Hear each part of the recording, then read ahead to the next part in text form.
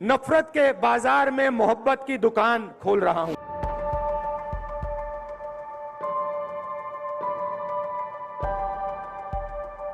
तो मुझे महसूस हुआ कि नहीं, अगर कोई विपक्ष है तो वो राहुल गांधी है। विपक्ष का मेरा मतलब है कि वो कौन सी आवाज़ है जो समावेशी है।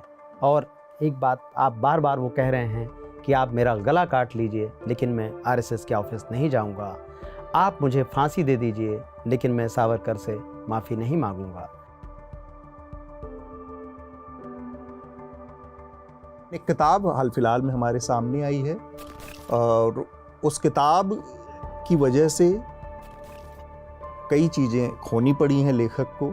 भारत में किताब लिखने का ये एक ऐसा अनोखा मामला है जहां किताब लिखने के पहले कहा जाता है कि आप इस्तीफ़ा दीजिए।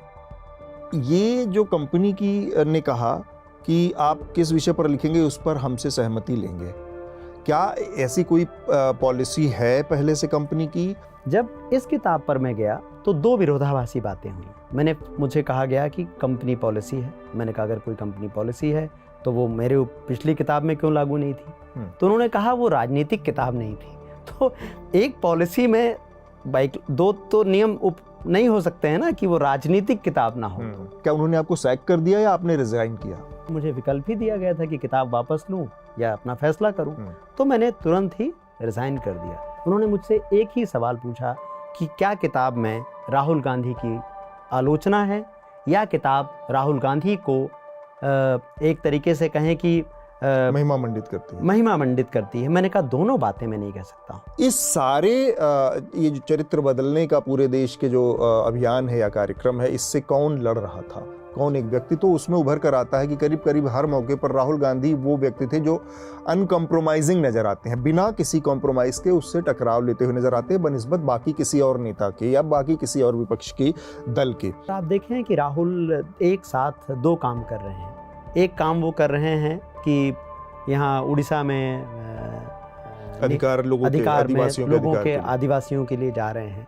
जरा उसके पहले के अगर हम 10 सालों में देखें तो हमें किसी भी राजनीतिक पार्टी का नेता, एक तरीके से शीर्ष नेता, इस तरह से आदिवासियों के लिए, वंचितों के लिए किसी एक जगह पे जाके कैंपेन करके आए, ऐसा हमें दिखता नहीं है।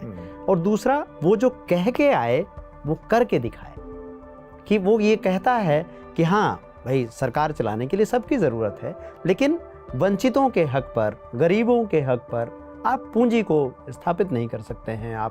आपको जवाबदेही के साथ चलना पड़ेगा। या पर्यावरण के सवालों पर वो टकराते हैं। विवेक देवराय आते हैं और वो कहते हैं कि संविधान बदलने की वो मांग करते हैं, और वो मांग किसी बंद कमरे में नहीं करते हैं, वो इस देश के प्रमुख अखबार में लिखते हैं और बाद में उनका कोई खंडन नहीं करता है। तो ये एक बड़ी मज़ेदार बात है कि इस देश में संविधान बदलने की मांग करने वाले लोग से कोई हम इस्तीफा नहीं मांगते। एक संगठित अभियान इस बीच में वहाँ पर भी दिखा जो शिक्षा के ऊपर हमले हुए हैं, और उसमें मुगल इतिहास अब नहीं पढ़ाया जाएगा, गांधी को सिलेबस से हटा दिया जाएगा, इवन साइंस पर भी हमला। और ये बहुत महत्वपूर्ण चीज़ है दक्षिण पंथ की कि आप साइंटिफिक टेम्परामेंट को कुंद करते हैं, कमज़ोर करते हैं। 11वीं कक्षा की एक समाजशास्त्र की किताब थी। वो समाजशास्त्र की किताब में गुजरात के दंगे का उल्लेख हटा। हाँ, गुजरात के दंगों को भी हटा दिया गया, गांधी की हत्या का उल्लेख हटा है। अब आप मुझे बताएं, अब इसको जोड़िए। इसी में एक चैप्टर है किताब में कि गांधी को हटाने में सिनेमा की मदद ले रहे हैं। तो एक तरफ वो फिल्में बन रही हैं, अभी 2 फिल्में आई। एक फिल्म आई थी RRR, ट्रिपल आर, और एक फिल्म आई गोडसे वर्सेस गांधी।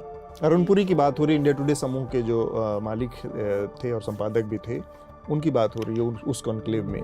तो वो कहते हैं कि आपकी सरकार में ऐसे काम हो रहा है कि अब हमारी दुकान पर असर पड़ रहा है।